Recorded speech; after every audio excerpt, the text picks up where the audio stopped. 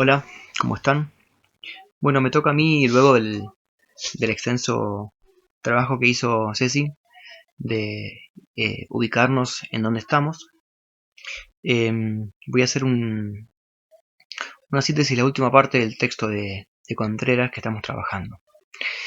Una aclaración que nos parece importante con Ceci dejar en claro y es algo que nos quedó pendiente que tiene que ver con la idea de la relación entre la enseñanza y el aprendizaje. ¿Sí? Contreras nos, nos dice que esta relación entre la enseñanza y el aprendizaje no es una relación directa de causa y efecto. ¿Sí? No quiere decir esto que si yo me planeo una propuesta de enseñanza y quiero enseñar A, mis estudiantes van a aprender A. ¿Sí? Eh, Porque son procesos diferentes. ¿Sí? De hecho, en el aula uno observa que cada uno aprende algo más o menos distinto. Sí. E inclusive puede pasar que yo esté con la intención de enseñar una cosa y mis estudiantes aprendan otra. O no aprendan. Eso no quiere decir que igualmente que no haya habido enseñanza. ¿Sí?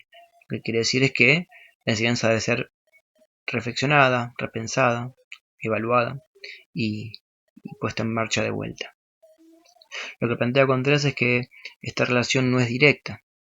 ¿Sí? Puede suceder que alguien esté aprendiendo, pero que no haya alguien que haya enseñado, como en algo, una actividad doméstica, por ejemplo.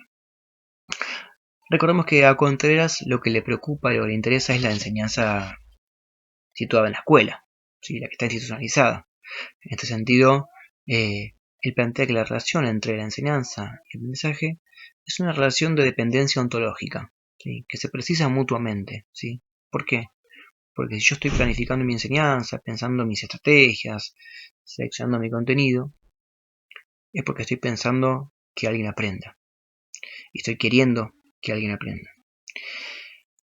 No estoy seguro que va a suceder. Nunca estoy seguro de que la enseñanza que yo imparta va a ser aprendida de esa manera.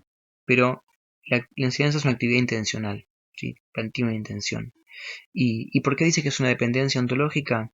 Bueno, él usa un ejemplo ahí en el texto que es claro que tiene que ver con que para pensar en una carrera tengo que también poder pensar en ganar o en buscar, encontrar, ¿sí? Ideas que no claramente necesiten ser relacionadas de causa y efecto, ¿sí? O causa-consecuencia, pero hay una dependencia en sus significados. Eh, Más adelante nosotros vamos a volver sobre esta idea de la enseñanza, cuando leamos a Daniel Feldman, y vamos a profundizar un poco más acerca de este concepto, pero era algo que en el texto de Contreras aparece y que nos había quedado un poco en el tintero. La Contreras, luego de explicar esta idea del proceso de institucionalización de la enseñanza y qué sucede cuando la enseñanza se institucionaliza, eh, ofrece una, una pregunta acerca de las teorías de la reproducción. Es importante situar a las teorías de la reproducción en la década del 60, 70, del siglo XX, y fueron teorías muy valiosas porque denunciaron en su momento cómo la lógica del mercado, la lógica de los estados capitalistas, estaban invadiendo las situaciones y las relaciones y los modos de hacer de diferentes instituciones y aspectos de la vida. ¿Sí? De esta manera, la mano invisible del mercado que aparecía ahí era la que ordenaba los niveles de acceso a los servicios y a los bienes de consumo. ¿Sí? Eh, las, las culturas valiosas eran aquellas que estaban relacionadas con el poder. ¿Sí? En este sentido, lo que las teorías de reproducción dicen es que la escuela, como aparato ideológico del Estado, reproduce las, las desigualdades sociales, ¿sí? Reproduce las lógicas del mercado. ¿Esto qué quiere decir? Bueno, darle valor al mérito, por ejemplo, a la meritocracia, desconociendo los puntos de partida, diversos, y naturalizando en cierta manera las condiciones de desigualdad. Los teóricos de la reproducción dicen que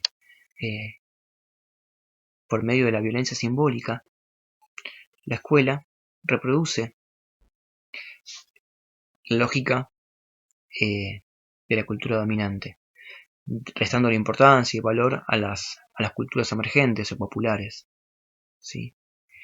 Y esto lo hace con una sutil maquinaria que invisibiliza esto y naturaliza esta cuestión.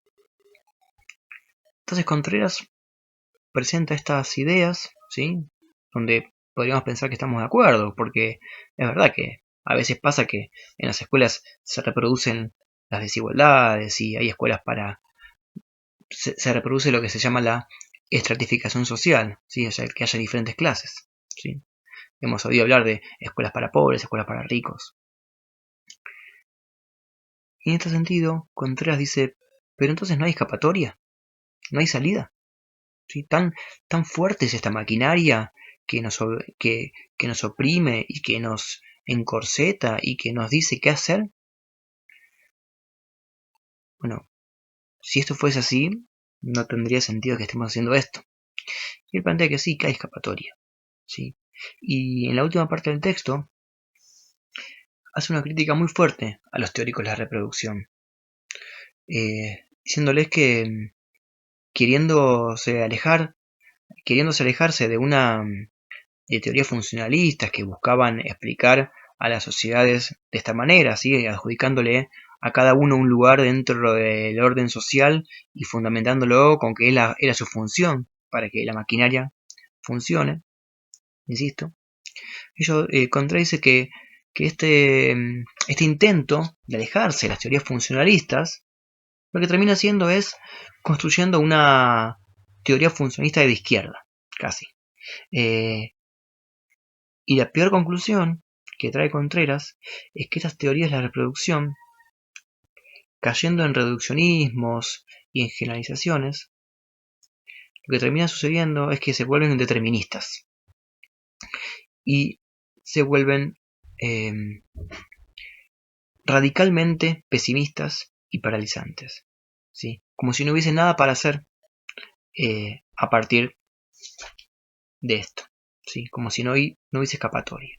En realidad él dice que la manera de correrse de esta lógica pesimista que no te permite construir nada nuevo, es empezar a ver cuáles son los reduccionismos que ofrece esta teoría.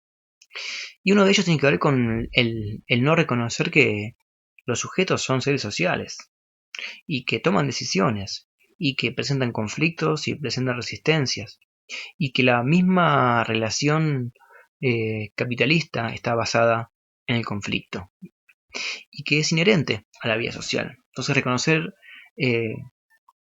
al conflicto es desconocer una variable importante. También plantea que en las escuelas hay mucha resistencia. No solamente hay reproducción, nunca hay reproducción al 100%. Siempre hay situaciones de resistencia, de conflicto, de lucha. Ejemplos hay un montón, ¿sí? Pero hay docentes que se enfrentan a lo que se plantea, hay estudiantes que se presentan, hay familias, hay sistemas. Entonces, lo que él plantea es que, sí, claro, hay escapatoria. Y la manera de evitar caer en reduccionismos, la manera de evitar caer en generalizaciones, es pensar didácticamente, ¿sí? ¿Cómo logro yo que en mi clase las desigualdades sociales, las violencias hacia los grupos minoritarios, la violencia de género, la violencia hacia las culturas que no son las hegemónicas?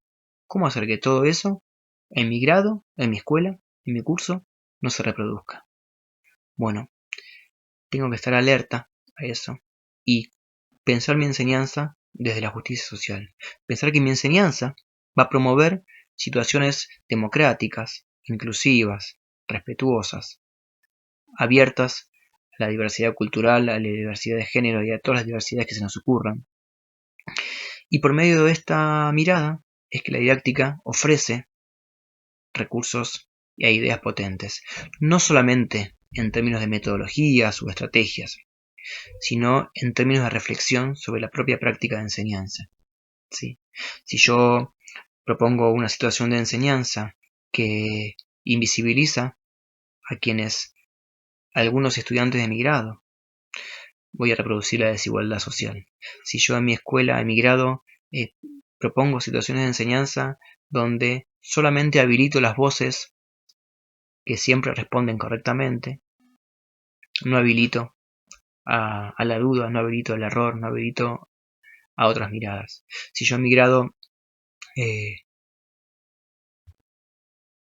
no condeno situaciones de violencia, o no condeno situaciones de agresión, bueno, voy a estar reproduciendo esa que los reproductivistas decían, ¿sí? Sin embargo, si yo estoy atento a esto, si yo estoy consciente de que mi práctica de enseñanza puede ser muy emancipadora y liberadora, y tiene una carga de responsabilidad muy importante, bien, entonces voy a poder hacer grandes cosas con lo que voy a hacer en la escuela. Y es un gran desafío, y claramente es el gran desafío, ¿sí?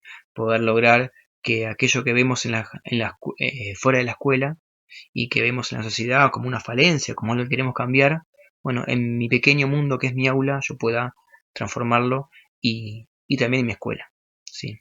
En realidad esa es el jeite de la situación.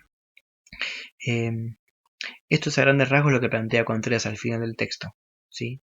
Nosotros vamos a avanzar sobre esto. Vamos a avanzar dentro de poco con otros autores donde van a permitir pensar más acerca de la enseñanza, acerca de los elementos que tiene la enseñanza y cómo pensarlo siempre de estas claves, desde lo que nos ofrecía Camillioni en términos de lo moral, de lo ético, y lo que nos ofrece Contreras también en términos de la justicia social. Bueno, espero que este mensaje sea esclarecedor como lo fue el de Ceci, y nos seguimos viendo. Espero que pronto podamos abrazarnos en el profesorado.